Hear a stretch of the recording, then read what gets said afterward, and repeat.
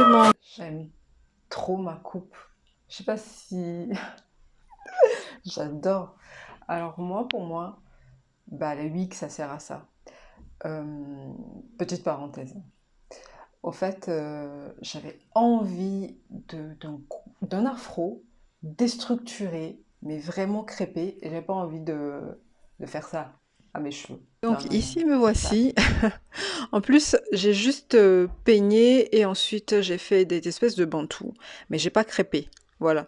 Mais si vous voulez vraiment vraiment un big afro, il faut crêper derrière. Mais j'aimais beaucoup porter cette coiffure-là, mais après les nœuds. Et oui, oui, les nœuds faisaient que je portais rarement, mais j'aime beaucoup cet effet-là.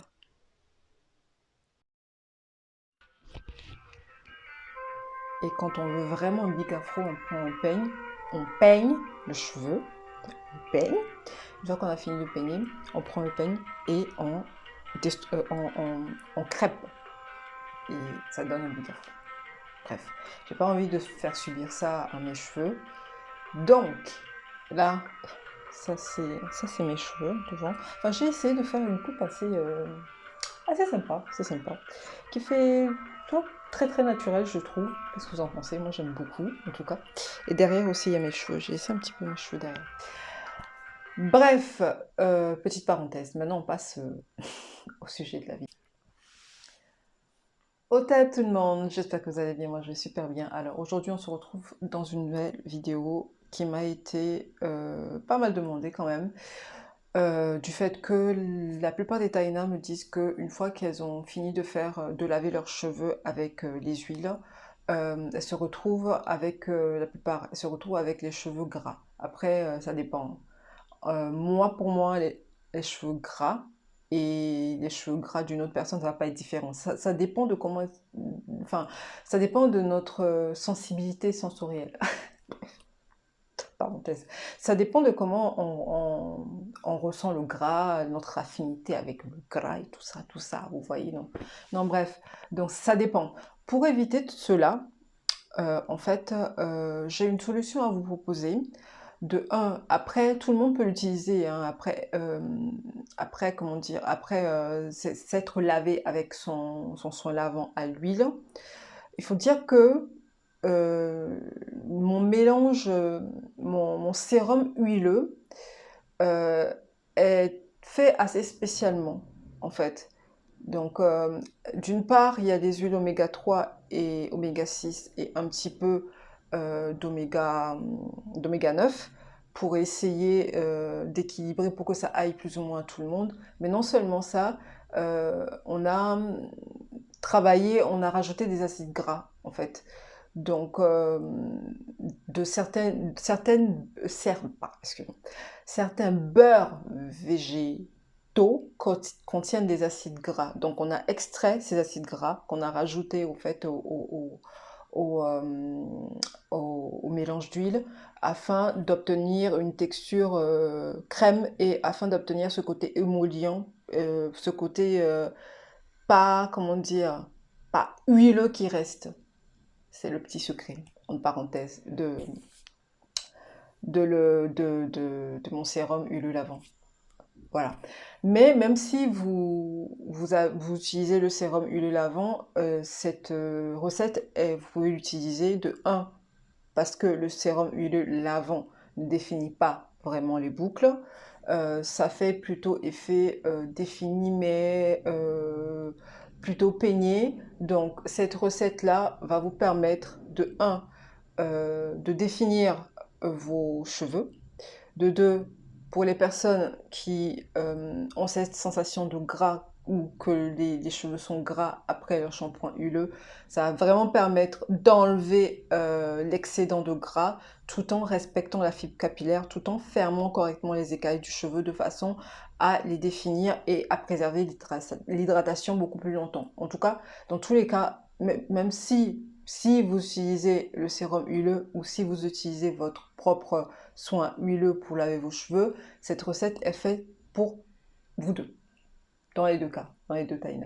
Voilà, donc sans plus tarder, je ne vais pas blablater longtemps, je vais juste vous laisser regarder le DIY. Et puis, puis je vous dis à très vite dans une nouvelle vidéo. Voilà, peut-être.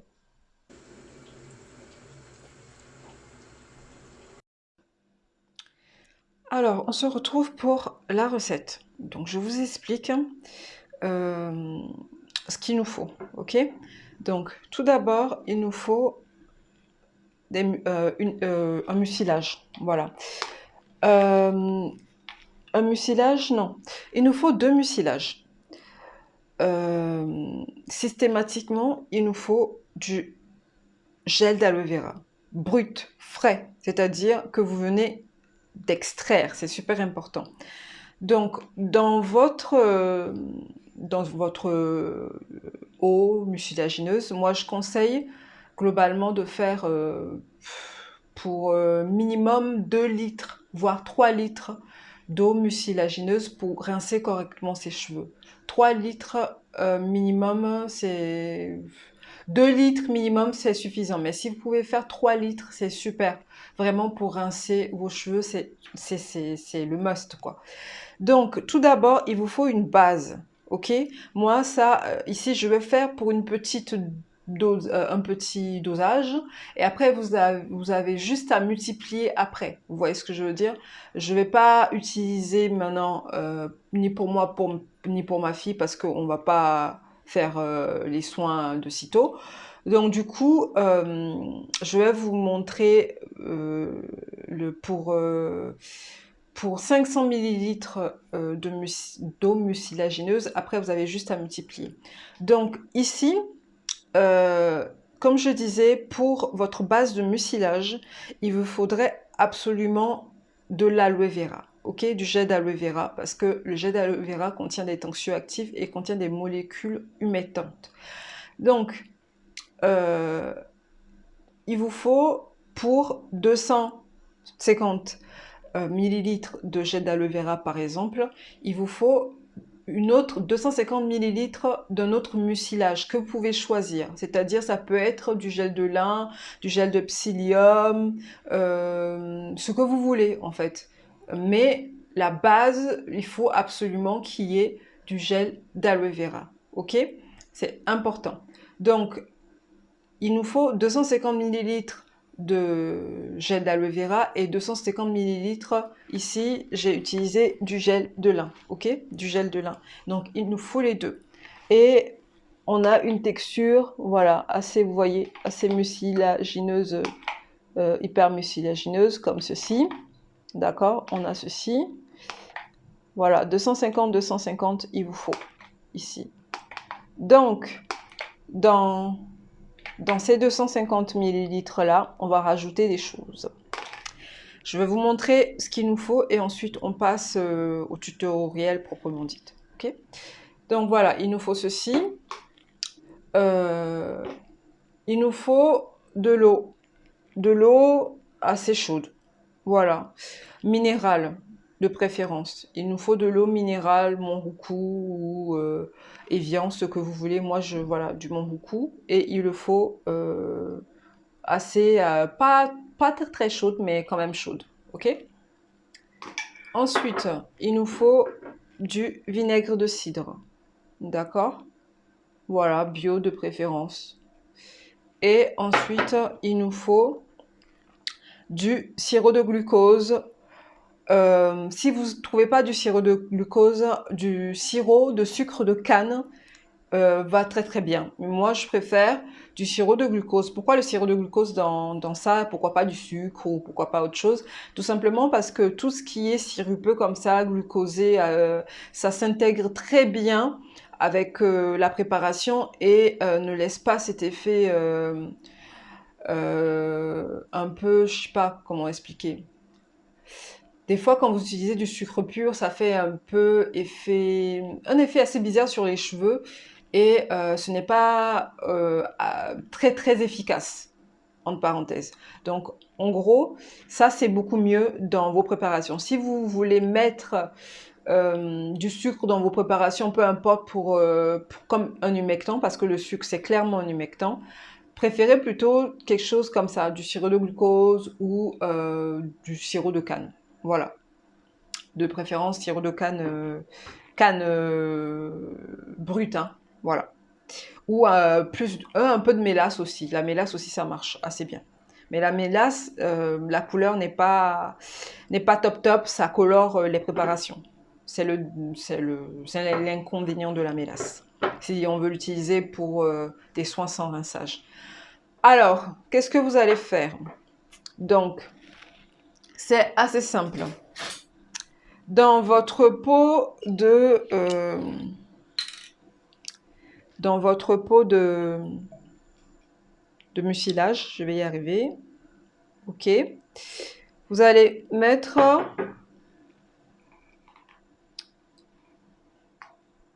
voilà, 1 et 2 cuillères à soupe de, de vinaigre de cidre. Ok. Ensuite, vous allez rajouter une bonne cuillère comme ceci, ok, de sirop de glucose dans votre mucilage. Donc, vous allez intégrer comme ceci. Voilà. Vous allez mélanger le tout de façon à obtenir quelque chose d'homogène. Voyez.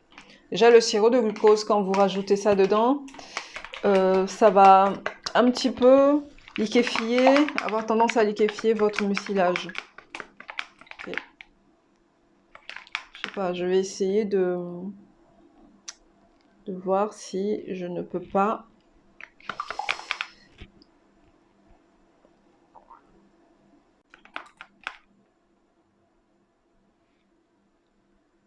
Donc voici, vous voyez, mucilage, une fois que c'est bien mélangé. Après, ça va être une question de texture. Moi, je dirais, en ce qui concerne l'eau, je ne donne pas de mesure parce que ça dépend. Ça dépend de ce que vous avez comme mucilage, ça dépend si le gel d'aloe vera est épais. Faut pas oublier que vous pouvez utiliser aussi le cuit à la place en deuxième position. Ok, mais il faut absolument du gel d'aloe vera.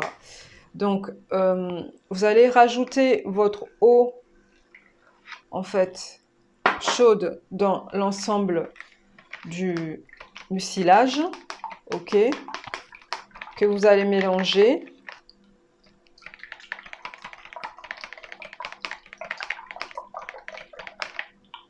C'est vraiment à la texture, ok. Faut qu'il y ait, c'est une eau mucilagineuse. Faut pas que ça soit, c'est pas un gel quoi en fait. Faut pas que c'est un mucilage. Donc on va encore ajouter de l'eau, vous voyez. Donc on va mélanger, mélanger, mélanger.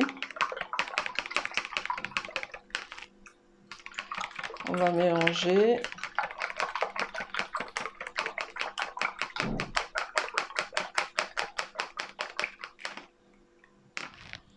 Vous voyez, on va bien mélanger.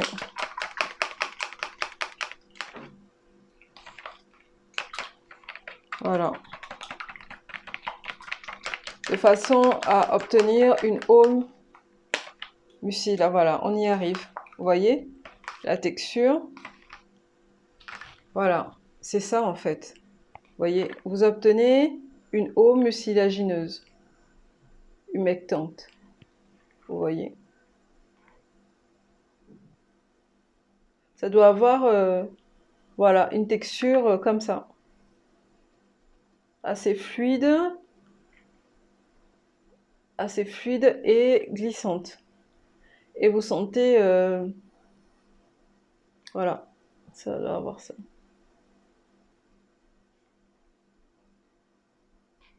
Voilà. C'est vraiment vraiment par rapport à la texture, quoi. Ok. Voilà, c'est fini. J'espère que ce tutoriel vous aura servi. Si vous avez des questions, n'hésitez surtout pas à me les poser en commentaire. Sur ce, Otep, à très bientôt. Otep.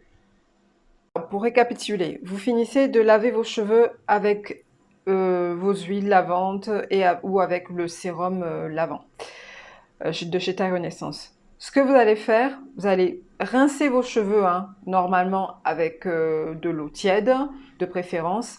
Et une fois que vous avez bien rincé, massé votre queue chevelue, n'hésitez pas à bien masser. Une fois que vous avez bien massé votre queue chevelue, eh ben, vous allez rincer vos cheveux avec cette eau mucilagineuse. Ok? Voilà. Brièvement, c'est ça. Et voici, j'aime beaucoup l'effet que ça fait. Et l'avantage, en fait, ça ne colle pas du tout. En fait, tout ce qui est glucose et tout ça, ça va pas coller. En Et fait, si vous souffrez j'adore. d'acné, si vous avez la peau sensible et tout ça, cette eau mucilagineuse va vraiment vous aider à en venir au bout. Je pense sincèrement. Vous pouvez l'utiliser pour laver uniquement. Vous allez laver uniquement vos cheveux. Excusez-moi. Madame cheveux. Donc vous allez nettoyer votre peau avec ceci, uniquement avec ceci.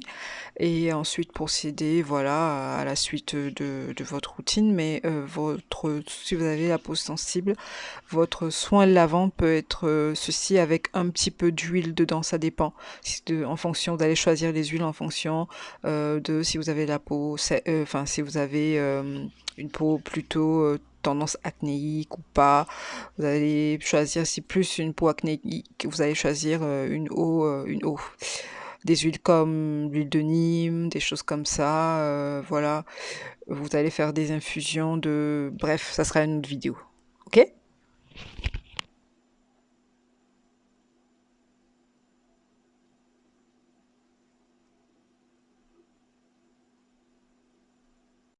Alors, vérifions le pH de notre préparation. Parfait.